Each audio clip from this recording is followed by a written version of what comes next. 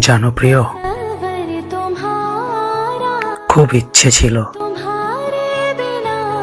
তোমার সাথে সারা জীবন একসাথে থাকার। খুব ইচ্ছে ছিল তোমাকে নিয়ে সুখের ঘর বাঁধার, কিন্তু হয়তো আমার ভাগ্যে তোমার সাথ হয়তো এতটুকুই লেখা ছিল। তাই তো তুমি ছেড়ে চলে গেলে,